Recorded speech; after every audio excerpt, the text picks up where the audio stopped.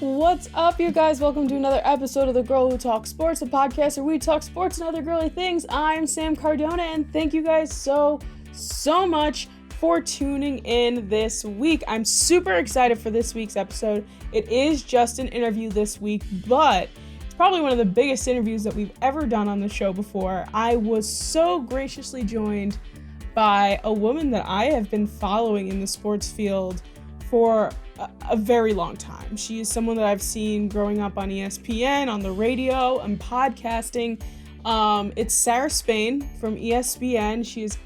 We're about to do our interview in just a few minutes, but I am so excited to talk to her and to see what she has in terms of her journey and everything in the sports world and just everything she has to say. I'm so excited to talk to her. And I'm very excited for you guys to listen in. So that will be up in just a few minutes. But before we get into that, guys, of course, don't forget to subscribe on all podcasting platforms. Google Podcast, Apple Podcast, Spotify, wherever it is that you get your podcast from. Please make sure to subscribe and please leave a review so that that helps me a lot. It gets the podcast more out in the open and everything like that. So please do that. Please make sure to subscribe to the YouTube channel at The Girl Who Talks Sports. We post full-length podcast video on there, as well as some extra content stuff. I'm thinking about possibly my next extra content video might be a commentary / review video of the new Space Jam movie. So if that's something you guys are interested in, let me know. I will have to buy an HBO Max subscription in order to watch it from the comfort of my own home. So that leads me into my next thing, which then provides me money, which is merch. So guys, if you haven't checked out the new merch from The Girl Who Talks Sports yet, it is so fun. I had such a good time designing it. A bunch of people have already purchased it. It is shipped out. It is getting to them now. So if you'd like to have your own new Girl Who Talks Sports merch, it's all based off of different graphic tee logos and things like that. Click the link in the description to my merch store. And just, we have long sleeve, short sleeve, crew necks, hoodies, whatever you guys want, it's on there. Please make sure that you buy some merch. It helps me out. It supports the show. And so that would be fantastic. And finally, guys, don't forget to follow us on social media at Twitter, at TGWTS Podcast. You can find me on Twitter there. And you can follow me on Instagram and TikTok at The Girl Who Talks Sports. So please make sure to check us out there. Please make sure to do all those other things that I've just shared with you. And I guess I'm going to prep myself, get ready to go to talk to, a wonderful woman that I've been so excited to talk to for months at this point. So please, guys, before we get into our interview with Sarah, here's a quick word from Instacart. Imagine it was possible that local fresh groceries could be delivered right to your front door. You would have so much free time, you could listen to more of The Girl Who Talks Sports. Instacart gives you unlimited grocery delivery for one low monthly fee. Better than what those other guys who nickel and dime you do whenever you use their app. Instacart can deliver to your front door in as little as 1 hour. You're not even tied down to one store. You can shop multiple stores, find deals in your area to save some money, and shoppers hand select your items based on your preferences. So don't worry, they'll keep your gentle items like your eggs safe too. To start your 14-day free trial, click the link in the show notes so Instacart knows that you were sent by me, The Girl Who Talks Sports. And this also helps to support our show. Instacart.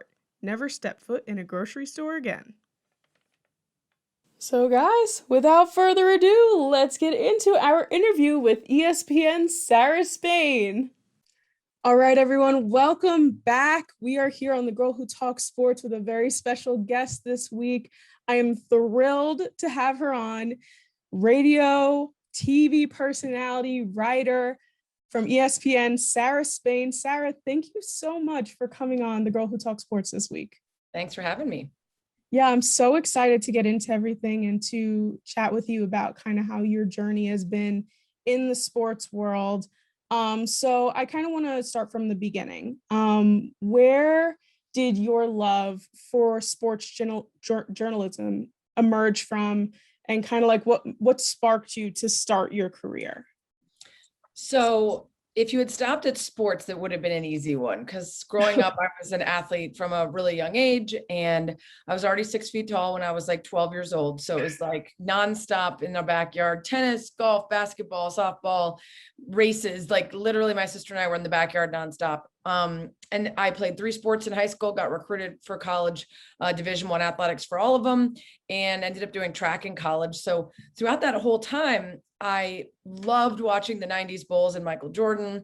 I would occasionally watch a little bit of football and baseball, but my parents weren't really into sports. They liked playing, but they didn't watch. So there was no real like nurturing of the idea of working in sports. It was always something I played and then watched, and it didn't even occur to me. So I went to college, I was an English major, and I wanted to move to LA to do comedy. Like be on Saturday Night Live. And it wasn't until I was already out in LA trying to do the acting and comedy thing that I happened into, and I'd done a little bit of journalism. I wrote for the Cornell Daily Sun, sports section for a little bit. I took a couple classes in, magazine writing and things like that. So there was always the aspect of writing that was a part of like what I might do for a living. But there were just so few women in sports. It was so rare to see them. And it was a lot of sideline reporters or like very serious, like anchors on SportsCenter. Just never felt like there was really a space for me. So it did not occur to me until I was already out in LA, took a class in TV sports reporting, and was like, oh my gosh, I can take the improv I'm doing, the English major writing background, all of my background as an athlete, and put it together, and sort of just took off from there. That's awesome. That's great. And I think that that's kind of a similar thought process that I had. I've always played sports since I was little. And then all of a sudden I was in college and I was like, oh, people do this for a living. People just Right. like talk about Yeah. this stuff. And it's like, I could do this. And it's very similar to like kind of how I got into it as well. So you went to Cornell. You were doing a ton of different sports at the time while maintaining a high GPA. What were your strategies in terms of like balancing your life out? Because I feel like, especially in college, it's really hard to maintain, your social life, your academic life, plus your extracurriculars. What kind of were you up to at the time that you were able to do all of these things? I will say, I think I got a really good start by being incredibly involved in everything in junior high and high school. So I learned time management. I was all state in band and chorus, field hockey, track, and all area in basketball. I was constantly just participating, right? I wanted to be involved in everything. I was singing in the talent show and everything else. And so I think because of that, I had to learn really incredible time management skills. If I wanted to participate in all those things and do them well, I had to make time for all of them. So when I got to Cornell, there was a part of me that thought, okay, this is an Ivy League school, so I've got to keep up academically. It's a Division I sport, so I have to be able to compete at the highest level of collegiate sport, and still have social life and have friends and get to do all of that all at the same time. What really helped me actually was I did not drink till I was a junior in college. So if I wanted to go out with friends and come home at 2 a.m. and finish some homework, I could do that. Like I still was with it and together and able to do it. But yeah, I just think also, I do think my major being English instead of like mechanical engineering or some like becoming a doctor with all sorts of labs or something. I don't even know how those people do it. But I will say I'm not a procrastinator. I'm not really someone who sits around and does nothing ever. Right. I don't play video games. Like a lot of times I'd come home from track practice and all my roommates would be sitting around just talking, which I always wanted to do, but I'd be like, nope, go straight to the room, start doing the work I need to get done so that later on in tonight, if I want to go out with them to the bars or something, I can do that. So it was a lot of time management. And then, there were things I had to miss out on. I spent 3 days auditioning for an a cappella group, got into it. And then they were like, we're moving everything to Saturdays. And I was like, that's what my track meets are. So it did require having to kind of pick the things I wanted to focus on.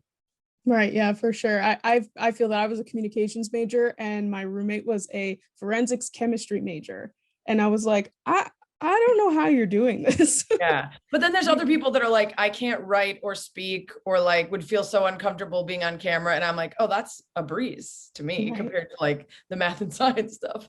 Right, exactly. Yeah, no, math and science are a no go, Not my but talking jam. to people, that's check that Got off it. the list. Yeah. So obviously a lot of people know you from ESPN, and it was 2010, correct, that you joined ESPN? Mhm. So that's funny. I was graduating from eighth grade in 2010. Mm. And I remember like kind of like throughout high school, like seeing you on TV. And I was like, oh my God, like this is awesome. And that's kind of like my fluidity into college. That was when I started like really getting into sports. Um, but so what was your journey like to get to ESPN? Like what was it that you were like, okay, now this is what I'm gonna do? And then did ESPN reach out to you? Did you apply to ESPN? Like what was the relationship like there? So when I moved out to LA, I did a TV sports reporting class at UCLA Extension, which is like courses you could take without being enrolled there. Right. And what the teacher would always have almost every week, someone come in and speak to the class about the job that they did, whether that was a play-by-play person, a GM, whatever it was. And one of them was this guy, Rick Jaffe, who at the time was one of the higher ups at Fox Sports Net, which was a series of, regional networks across the country. And there was a nightly highlight show called The Final Score, and it would run 3 times in Eastern, Mountain, and Pacific. And I got a job starting out as a PA. So I would watch games and log the action first handwritten and then later on the computer, pick the highlights and write copy for the anchors to read that highlight on the air. So for instance, on a given day, I'll probably get like a basketball game and maybe a hockey game back to back and figure out what the best parts are and send it off for the highlights. And it was a really good first gig. I had to start watching things like for a job instead of for fun. It's very different watching hockey and needing to know every rule and every name and how to pronounce it versus just sitting at the bar with your friends. And so it was a really great, like catching me up to speed on this career that I'd never thought of doing before. And there was a ton to learn, even as someone who'd always been into sports and played a lot of sports. And then after I worked there for a couple of years, I was a PA, then an AP, and doing more producing side of things in addition to the game logging, and decided like I needed to get some more, if I wanted to be on air, I had to get out from behind the camera before I got pigeonholed into being a production person. Right. So I started writing for some blogs for free. I got a gig as a fantasy football, like minute kind of host, like those little videos that used to pop up in the corner of the internet and tell you your fantasy football advice for the week or whatever. And that was with one of the producers for Jim Rome's old show, Rome is Burning. So it's in this big studio, great cameras, good quality stuff. And so that was one of the first times where I really learned how to like use the teleprompter and be on set. And eventually I was like, I want to really take the next step. And I think I want to do that in Chicago, covering the teams I grew up rooting for, where I'll feel more comfortable. And also it felt like in Chicago, people really cared a lot about what you knew. And in LA, it was so much about what you look like. And it felt really like artifice was like going to lead everything. And I just, so took 2 weeks off, went back to Chicago, found a job at a startup website that was geared towards bringing out the personality of the athletes. Worked there for a year or so. And right around then I started filling in for a radio show on a network in Chicago, not sports specific. It was about a variety of topics on Saturday mornings, and people from ESPN 1000, the local radio station, heard me. And I had gone in for an interview them maybe 2 years earlier, and they didn't have anything at that time. I just wanted to get to meet them. And so they reached out about an opening as a anchor or a sports center anchor. So my first ESPN gig was local radio, doing the, break in every half hour. Hi, this is Sarah Spain with your sports center update. The Cubs take on the Pirates tonight, 7:30, whatever. And eventually worked my way up to doing some weekend national shows, joined ESPNW on the writing side, started adding TV, Sports Center, Outside the Lines, His and Hers. And then the last, I would say, 6 years maybe or so, I've been there like 11 years now, which is crazy. The last 6 years or so has been all national radio, TV, writing instead of Chicago focused. That's awesome. And that's really awesome just to hear that, like, someone like you that people are seeing on TV all the time started in a very small place, and that it is that gradual buildup to get, it's not just overnight. You don't just end up. No, for some people it is, not for me though. But I didn't have to go to a really small market, which was nice for me. I was at, LA and Chicago versus having to go to middle of nowhere and do the one-man band where you're recording yourself, cutting, editing, all that stuff. So Right, right. I totally got that. So on the opposite side of everything that you're doing, apart from ESPN and sports reporting and everything, you are now the co-owner of the Chicago Red Stars, the national women's soccer team. I am like very curious to say, like, what's the process there? Like, how, first of all, how did you end up being in the running to, co-purchase a national team? And like, what are your duties as an yeah. owner? So it's really cool, actually. The story starts with Natalie Portman and Abby Wambach. And Natalie Okay. was at a Time's Up luncheon and heard Abby Wambach speaking about an anecdote from her book, which essentially pointed out that when she was at the ESPY Awards, she was honored alongside Peyton Manning and Kobe Bryant because all of them retired the same year. And the ESPYs did this big thing chronicling how they were three of the best athletes of all time in their individual sports and send them off. And she was so proud to be included alongside those two guys. But then as she walked off the stage, she realized, oh man, I got to start over with a brand new job, figure out how to make money. Like this thing that I've spent my whole life doing, and I'm the best, one of the best that's ever done it, is over. And I got to start over. And these guys are set for life, and their kids are set for life, and their kids' kids are set for life. And how unfair it was that she could dedicate the same time, sweat, blood, tears, work ethic, energy, passion, competitiveness to something. And just because she was a woman, there was no chance that it was going to allow her the inroads to management or ownership the same way that it might for a man. And as Natalie Portman was listening to this, she was like, this sounds like Hollywood. It sounds like so many of the same issues that women face in this industry. They started talking, how do we change this? How do we change this in a different way than's ever happened before? And one of the things Abby wrote in her book, Wolfpack, was if they don't offer you a seat at the table, screw pulling up a chair, build a new table. And that mindset to me is what led to them being the ones to pitch an expansion team in the National Women's Soccer League called Angel City FC out in LA. And that ownership group is like Jennifer Garner, Ava Longoria, Abby Wambach, Mia Hamm, Glennon Doyle, Uzo Adobo, Serena Williams, and Alexis Ohanian. Like I could go on and on and on. It's like 60 incredible people. And some of the other owners in the league looked around and thought, hey, I would like some help. I would like to bring in not only a financial safety net with more owners, but also people who can bring in their resources. This is a nascent league, not even a decade yet. And so I had met Arnim Whistler, who's the majority owner of the Red Stars, once or twice at games. I wrote a story about the Red Stars and their like post-Olympic bump and post-World Cup bump of getting a lot more fans right after those big national events, international events. And I also loved the game so much that I threw a tailgate party there a couple of years ago, just on my own. I just thought I wanted people to show up and see how great this product is. So if I tell them I got your beer, your pizza, your Malort shots, just show up and bring your ticket. And let's like show everybody how great the Red Stars are. And Arnim and the team really appreciated that, helped put me in touch with like Budweiser to sponsor it, and got to know him a little more there.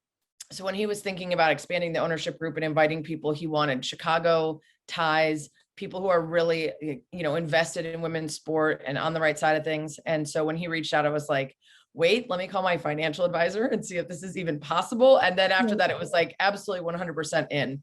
As for the duties, they're kind of different depending on the owner. There's now 32 of us. It started off with only 12 or 13. We had a second capital raise because there was so much interest after the first announcement. So now there's roughly 32 owners and varying levels of interest, right? Some people just wanted to invest and they kind of do some stuff behind the scenes. Other people are on the front lines trying to figure out to connect to companies they've worked with, increase like marketing budget, deal with like live events and stuff like that. So everyone kind of brings whatever their skill set and background and industry is that they can help with. I gotcha. So out of like, I feel like there's like really serious duties and then there's more of like the fun aspect of things that you can do. What's kind of your favorite part as a co-owner that you can say like, oh yeah, I can do that because I co-own a national sports team? Well, so far, the most fun has just been saying it because of COVID. It's like been so hard to take advantage of because we haven't had a chance to meet most of the players in person yet. We've only done it on Zoom because they have such strict protocols and they don't want to mess with like their availability for games by having us, like doing too many events in person. So, and then like, we haven't been able to do like fun, big ownership groups where we go to an opposing team's game and hang out in the suites with the owners from that team, which by the way, when Angel said he is underway, I already told Julie Foudy, I'm like, Julie, you, me, Abby, Glennon, Ava, like Natalie Portman, we are going out in LA after the game, like girl tribe style. So that's yet to come. But honestly, it's really just been people in my industry and people that I don't even know telling me like what an inspiration is and how it has them rethinking what they want. And it was that for me. Like there are so many things that I've done in my career that if you had asked me, will that ever happen? I would have said no. And it wouldn't have been underselling myself. It would have just been my own tendency to be, I'm very optimistic, but when it comes to my career and ambition, I sometimes feel guilty dreaming too big or silly dreaming too big. And what I've been learning over the last couple of years, not to like brag, but you know, I won a couple Emmys, I won a Peabody, I own a team, all these things that like you never could have told me. I fill in host for Tony Reale. Like I used to watch that show and be like, how are these people on this show? They're so amazing. And now I'm in one of the boxes. And like at every turn, I have to remind myself, you never would have believed that you could do this before. So the next opportunity that comes, don't shrink and under the pressure of it. Don't think that you aren't like up for the challenge because you've proved it over and over again. And I want to be that person for other people and have them skip all these questions about whether they can do it or not and just say, I've already seen someone do it. And now that's what I'm going to think of and dream of doing, you know? No, absolutely. And you're not bragging at all. You're just listing off your resume there. That's amazing to say all of those things, and you deserved it and you earned it. So it's really great to hear like all of those different things. What was it like to fill in for Tony on Around the Horn? I saw that you had posted a few behind the scenes stuff. What was your experience like there? Well, this time was a lot easier because it was the second time. So a couple of years ago was the first time I filled in, and it's just stressful. It's like on the regular show, you come armed with everything you want to say. You have all these bits and stats and you're ready to go. And then because of my improv background, one of the reasons I love that show so much is so much of it is listening to the other people and playing off of what they said. It's like a combination of trash talking and sports knowledge, which are both my wheelhouse. And I love that. But in this case, not only are you trying to listen to everybody's points and interact with them, you're assigning them points and grading how good their answer was, while remembering to like use the mute button or like hit the button that's got the stats, or cheese or like whatever, while like looking at the right camera. And then the timer, the guy in your ear is like, okay, wrap up, or like on to the next topic. And now let me turn to the right camera for the teleprompter. And then add into that TV is stressful when it's full body, because everyone's like going to comment on your shoes and your toes and your knees and your ears. And at least normally it's just like waist up. You're like, oh, I got to get on point. It's like my top, my earrings, my hair, my face. And then you start doing it. And they're like, what's with the grandma shoes? And I'm like, they're 3 inches.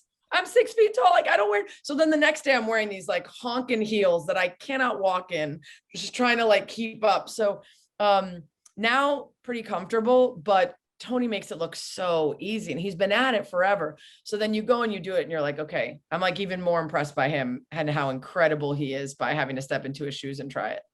Absolutely. I can't even imagine, like, especially if someone's in your ear talking to you while you're also trying to listen to somebody else and then formulate your own thoughts before you start talking. So I couldn't even imagine that is a super difficult task.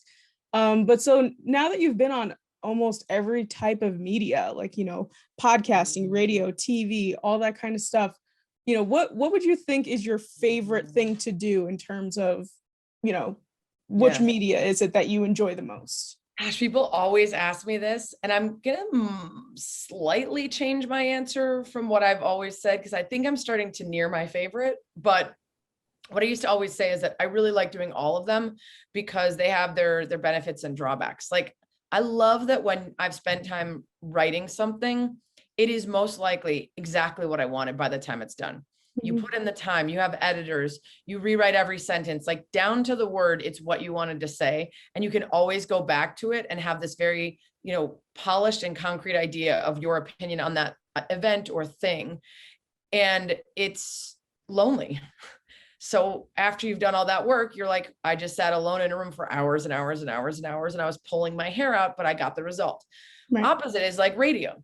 there's not as much prep. There is a ton of prep, but a lot of the prep is watching the games or reading articles or stuff like that. And then about an hour before the show starts, you get on, you figure out the topics you want to do. But most of the work is what other people digest. It's extemporaneous conversation. So you're probably not going to hit the exact word, the exact thought every time. It's going to be an approximation of your thoughts on it, not as polished as writing. But most of the work, you actually get to interact with other people during it, which is much more fun to me, instant feedback, than sitting writing alone in a room. But when you're done, what you had might not be as polished and perfect as what you had when you're writing. Right. TV, kind of a lot of hurry up and wait. You spend a lot of time in hair and makeup, you spend a lot of time prepping, and then 22-minute show, get in, get out, around the horn, you literally get muted if you talk for too long. So there's not as much time to create a community and to really interact with people in a meaningful way where you've got time to just kind of shoot the, what. Whereas radio, it's 2 or 3 hours. You got time to tell a funny story about your weekend and then get back into sports.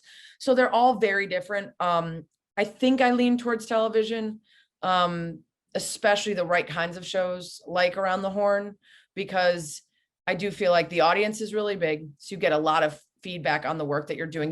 People are watching and paying attention. And there's a real playfulness to being able to use your body and your voice and interact with people and see them versus radio. So I think it's TV, but I really do like doing all of them. And podcasts. I mean, my podcast is not even sports related most of the time. And so in that one, I get to spend an hour just being nosy and like asking anybody I want, like, what's it like being on Saturday Night Live, or how did you become a master sommelier, or whatever I'm interested in, and learn so much. And my podcast by far, because I'm someone who loves sports, but also loves so much else and is always wanting to learn, my podcast is the one that I bring into my life more than anything else, because I'm constantly having people on to talk about things that I find compelling and that I want to advance my knowledge of. And then I could take those ideas into like actually how I live my life and make choices and all the other stuff.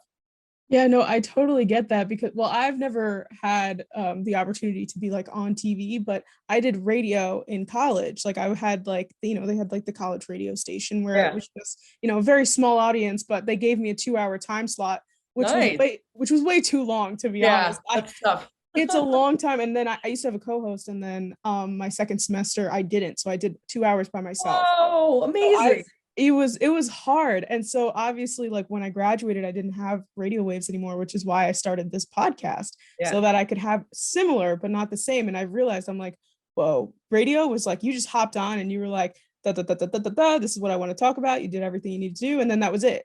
And then with podcasting, it's very different. You hop on, you take your audio, and then I have video too. And then you have to edit it all together and upload it, make sure that you kind of put it out there. So it's difficult. It's very difficult. And I don't think a lot of people realize that there is so much work that goes into everything. My gosh. Even with radio. They have no idea. They think it's just the part that they digest. And I remember there was a New York Magazine series, I think it's called The Cut, and they have a series called How She Does It. And they asked me to participate once, and they basically ask you to timeline an entire day and what it's like. So what's it like for a day? And people's response to that was like, what? Yeah. You wake up at this time and you do this, and you don't stop working till this time, and you this much prep, and you have to watch this and write this. And I was like, yeah, you think I just like show up at Around the Horn and like know all that stuff? Like I gotta watch the games and listen to other people commentary and find out what the big debates of the day are, and pull from the sound that the athlete said after the game, and reference a game from 10 years ago that I'm reminded of. Like there is so much prep that goes in this. That's what I always tell young people coming up. Do way more prep than you think is necessary. You will always appreciate being over prepared, and maybe something that you learned that you didn't need for that particular show or appearance comes up again later. When you're under prepared, that's when you're sweaty. That's when the nerves hit. That's when you're uncomfortable, because you realize that like you don't know what you need to know. And and unfortunately you have to sometimes get a little bit one note in this job. You don't have a lot of time to like learn about new music or like watch every movie that comes out, because a lot of that time is going to be spent watching sports, listening to sports podcasts, listening to sports radio, reading sports articles, and it's a choice. But if you're into it, it pays off if you put in the work.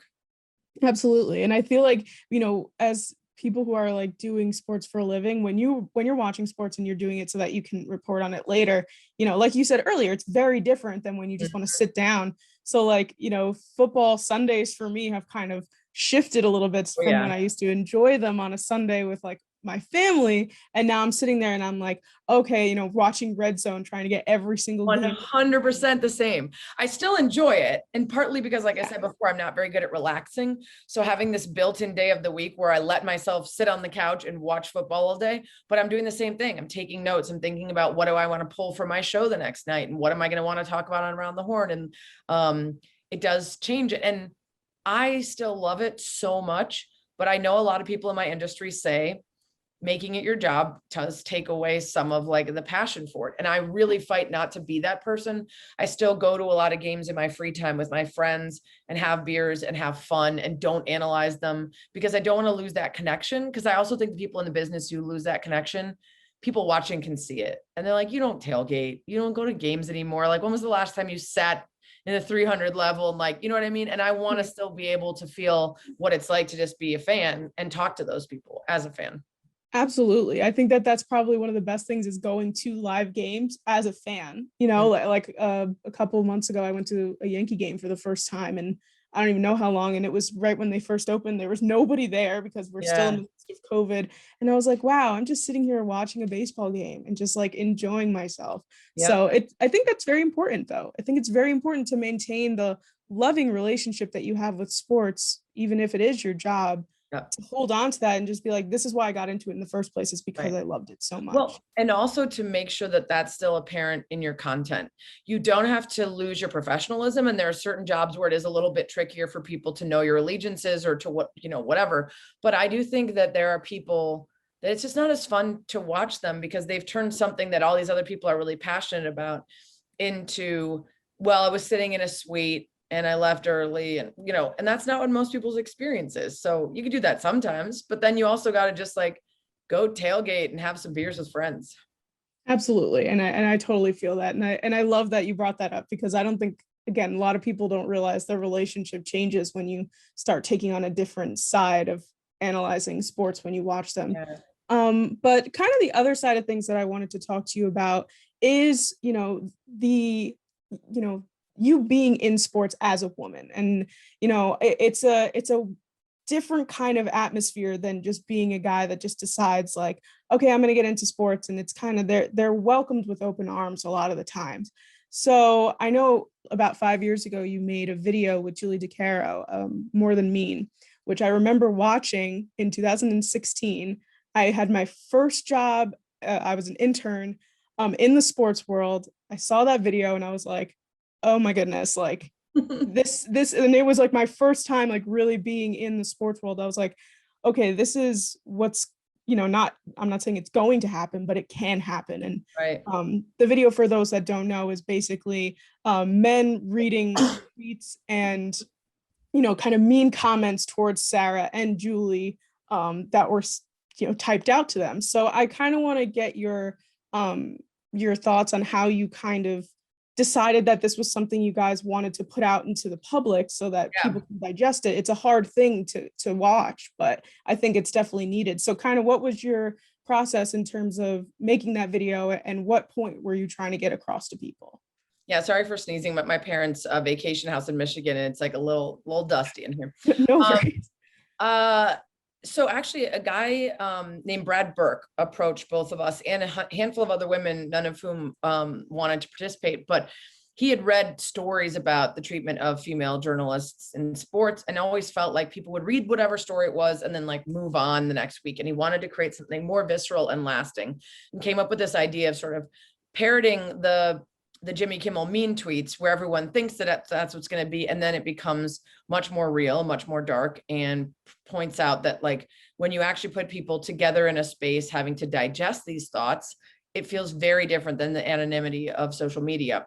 Mm-hmm. So I was actually getting married 2 weeks from when we taped that. And so I was saying no to everything. And then I was like, oh, but this is like a topic that matters to me that I want to be a part of. And they said it will be like 1 hour. So, okay. So I go. And then, of course, it blows up, like blows up. The Kardashians are posting it and all these celebrities. I've got ABC News in the lobby of my building to do an interview. I'm doing, you know, all sorts of TV. I'm doing full hours on NPR talking about it. And so that was not what I was hoping for, as I was trying to, you know, take away some of my responsibilities before the wedding, but it was in terms of the impact that it had. And, one of the things that Julie and I talked about in a lot of the media that we did for that was that it was unfortunate but necessary that the men in the video were the ones who were uncomfortable, while she and I, without having discussed it beforehand or taking any guidance, were just both very stoic. We had heard those things and we had been digesting them for years. And it did feel different to have someone face to face with you saying, I hope your boyfriend beat you, or I hope you get raped again, or whatever, to your face. That feels very different than online. And it reminded me that I should be more aware of really feeling those things when I get sent them, and making sure I'm being safe. Because early on in my career, I would report things like that and worry about my safety. And now I'm so used to it that I'm just like, oh, mute, whatever. But like that's not the right approach for some of them when it feels like they might actually want to cause me harm. So I have to like remind myself that this is not normal. But because it felt so commonplace to us by that point, she and I are just sort of taking it in. And the guys are the ones on the verge of tears, really uncomfortable, shifting in their seats. And these aren't the guys who sent the messages. They're seeing them for the first time and having to say them to our faces. And because of that, the audience is taking in men being uncomfortable and sad, and not women complaining again. Right. And that's BS, that's what it takes. But I really do think that was part of why that was so powerful, is because people are sick of hearing women talk about our experiences, as true and as terrible as they might be. But as soon as they saw men feeling the weight of it, it became much more real to them. So I think it's still talked about. A lot of teachers tell me they use it in their college classes a lot. And I do think it's a reminder to people when they watch it to remember that there's someone on the other end of the things you're sending, and not just use the anonymity and the disconnect of being online to lob things that you would never say and never think about someone. Yeah, absolutely. And I think that, like you were saying, you're almost like desensitized to it now, that it's just like, you just see it and you're like, yeah, whatever, but it is like every once in a while, like if you see a comment or a message or something, like I there have been a few times where I'm like, ooh, maybe I should I do something? Should I tell somebody? Like, I don't, I don't want to feel like, that I'm just feeling like a little overwhelmed about it, but also I'm like, what if something happens? Or, what if this person is like a little bit of a crazy person and like, goes all over the place. So, but yeah, I definitely think that the way that you explained it, that it's not women complaining, it's the way that men are reading it and like kind of analyzing it themselves, that unfortunately people will watch that and be like, oh my goodness, like look at how upset they are. But also it's just like, yeah, but they're not the ones receiving the message. These are the women that are actually the ones reading it for the first time, and they're not in an environment that is kind of like, like closed off like that, where it's just them reading it and they don't know what the consequences are of it. So yeah, I remember being, I was 20 or 19 at the time when I watched that, and I was just getting into the, kind of the mix of it all in sports media, and I was like, wow, this is real. This is not something that just happens to like, some people. Like this is the real deal. So I'm glad that you guys ended up doing that, because it's definitely, and it's still gaining views to this day. It's got millions and millions of views. Yeah. So it's definitely great that it's unfortunate, but it's definitely something that needed to be done. Kind of what I want to like kind of wrap everything up with is, you kind of, you've explained everything, your career, your, everything that you've been through throughout the years. What if you were younger and you saw, your older self, what would young Sarah Spain think of current day Sarah Spain? What would her feelings be towards her? Well, first of all, like just so proud, like, oh my gosh, you're doing all the things that I never would maybe could have imagined. And also really proud to be able to do it in a way that I think reflects more than just a job that I want, or, making money or having a career. Like all of those things are great. And I'll tell you, like the first year that I got to put sports reporter on my taxes instead of like waitress or PR intern or like whatever I was doing for work, trying to become something, like that was really cool. And so to be able to say, okay, you have a career and you've been at it for this long, I'd be really proud of. But also that a couple years in, it didn't take long for me to say, from here on out, like it's not just about, I want to be that girl that like sports guys want to grab a beer with and talk sports. I don't want to just fit into the industry and make a lot of money and be on TV. I want to change it. I want to make it better for the people coming after me. I want to spend my time on things that I care about, causes that I care about. I want to attack the important social issues that intersect with sports. I don't want to just be, and like early on in my career, I couldn't have said that because it was so enticing to just make it, whatever that means, to make it. And I wasn't in the industry for long before I realized how flawed it was and how unfair it was and how much harassment you have to endure, how much disrespect. I mean, I've been at ESPN for 11 years and people still like, oh, so do you like sports? And I'm like, I just don't want the people after me to have to do this. At some point, we have to all be changing the way things are so that the people coming up after us don't have to fight those same battles, or else we never make any progress. So I think that's a big part of what I would have thought as my younger self, like, okay, you go, girl, like go out there and like, be someone that maybe not everyone likes as much, because some people are never going to like a strong woman and a woman who wants to change the way things have been. But a woman that a lot of the people that matter respect. And that's really important to me. Absolutely. And if there's anything that you could say to any upcoming women or men in the sports world, like, what like is one thing of advice that you would say to someone who's just kind of like moving their way through it right now? Okay, I have 3 pieces of advice. Number 1, be nice. Be nice, be kind, be easy to work with, be helpful, come early, stay late, don't complain, work harder than everyone else. You're never going to make it if you prioritize a bunch of stuff more than your career, because the people that are going to prioritize their career are going to beat you out for the jobs. And that's what it takes in an industry where everybody wants the jobs. If you're not easy to work with, if you're late, if you're unprofessional, you're not going to get recommended for the next job, and you're going to keep running into the same people. It's a much smaller world than you think it is.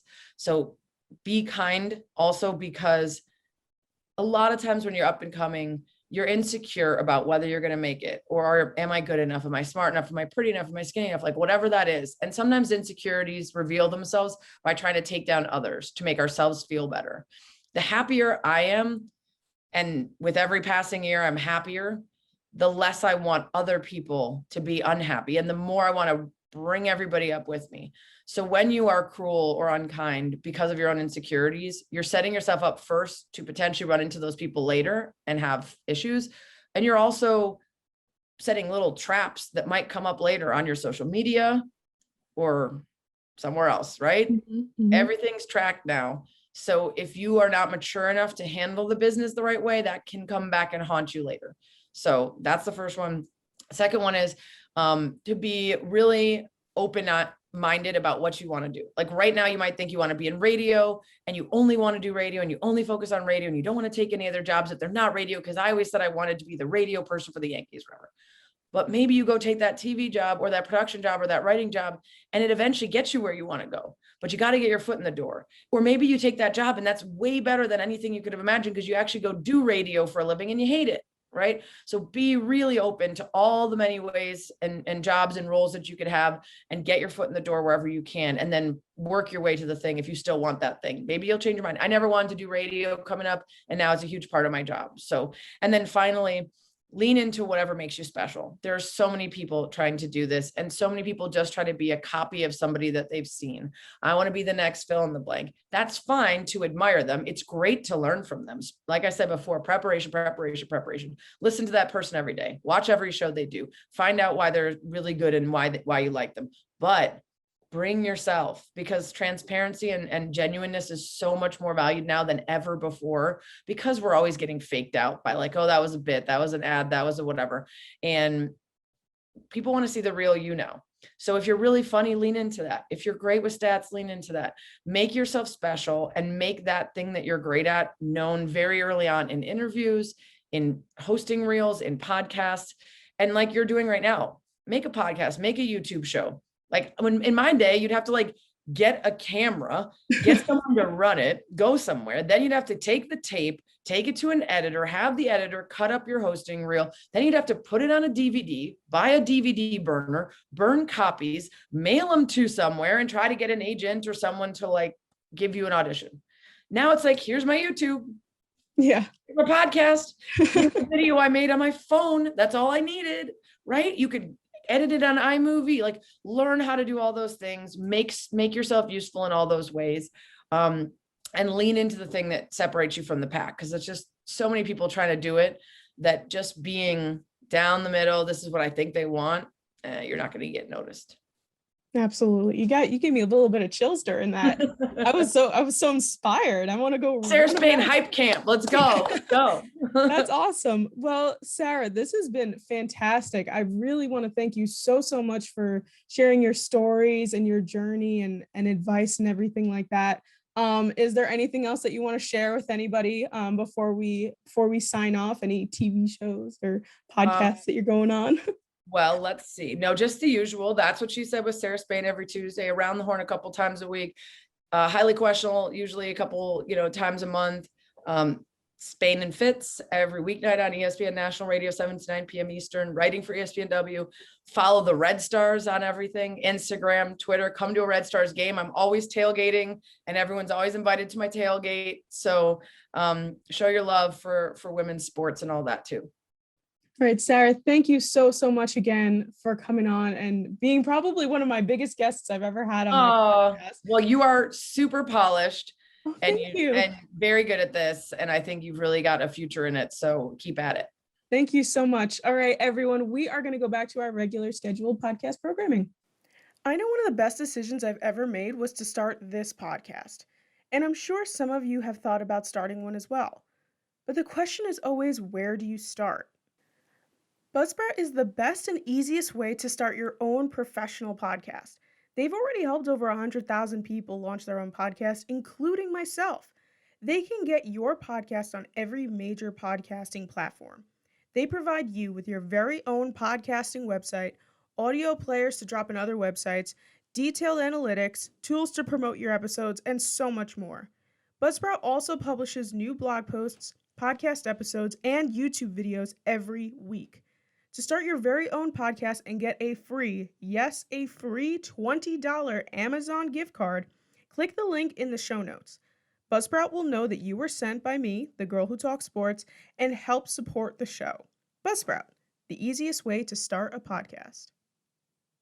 Alrighty, guys, I hope that you enjoyed that interview with Sarah. Oh my goodness, what an incredible woman to speak to. I was overwhelmed with emotions talking to her. It was so great, and I'm so happy that she was able to take time out of her day to come on the show. So I hope that you guys all enjoyed that interview. I know that there have been a few things going on in the sports world. However, I am just going to leave this episode here where it's at with just the interview. But we're getting back into it, people. We are back in it. Football is coming back. Camp's starting. We're in the summertime now. Sooner than later, next month, we're going to have Hard Knocks, which I'll be doing weekly videos of. Just kind of recapping Hard Knocks. So I'm super stoked for that. Yeah, we're getting back into it, people. And it's been a bit of a lull lately. Not going to lie. It's been a bit of a lull. But this episode was really fun to make, and I feel like I just overwhelmingly said thank you, and I'm so happy about this whole entire episode. But it really was just such an incredible opportunity to talk to someone like Sarah, because she's someone that I've looked up to for so long. So yeah, that is gonna do it for our episode this week, everyone. Once again, don't forget to subscribe on all podcasting platforms. Don't forget to subscribe to the YouTube channel, like this video, comment on this video if you're watching on YouTube. Also, if you're watching on YouTube right now and you see this monstrosity next to me, I have a shelf here usually. One of the command strips doesn't stick anymore. So I know it's there. It looks really horrible and it's really bothering me, but I have to fix it. So please ignore this area right here. I don't like it, but it is what it is. So again, don't forget to follow or subscribe on all podcasting platforms and on YouTube. And don't forget to follow us on social media at Twitter, TGWTS Podcast, on Instagram and TikTok at The Girl Who Talks Sports. Please make sure to check out the new merch. The link is in the description. And guys, it is my birthday week. I am ready to party it up. My birthday's on Friday, shameless plug. If you want to wish me happy birthday, I literally love that. I love the attention. Please give it to me. Thank you so much. So anyway, guys, that's gonna do it for our episode this week. I hope that you all have a fun, fantastic, sports-filled day, and I will see you guys all next week. Bye!